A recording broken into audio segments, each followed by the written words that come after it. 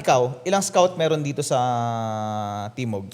Ang alam Itong scout area. ko na more than 10 eh. More than 10. More than 10. Tapos may ibang street pa dyan, di ba? Siyempre, may, Oo, may, nandyan yung Jamboree, yung may Mother Ignacia. may Mother Ignacia, Pero may Panay. puro one way yan lahat, di ba? Oo. Halos puro. Di ba yung, Halos di ba yung one daan way. dito sa Timog, ano, ganun? One way, Oo, di ba? zigzag Tayo. yan. Zigzag. Kumbaga kung iigutin mo lahat yan, Tatahiin mo zigzag talaga ka. yan. Oo. Pare, tinahi namin yun. Tinahi nyo? Tinahi namin yun. Pumula sa may ABS ABS. Hanggang, simula ABS hanggang dito Oo. sa Roses. Sumagad kami doon.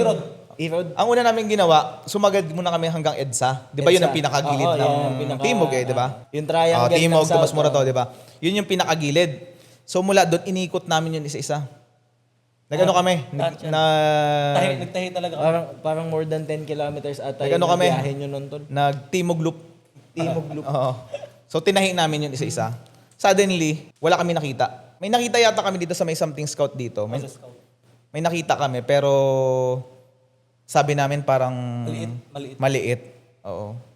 So, sabi ko, baka hindi tayo para sa Timog. Pero alam naman ni Lord na nangangailangan na kami that time. Pero buhay pa rin naman yung mga buhay pa rin naman yung mga card that time. Kumbaga, naghahanap na kayo ng other options. Oo. To expand, parang ganun, para mas less yung huli, mas peaceful yung operations. Oo.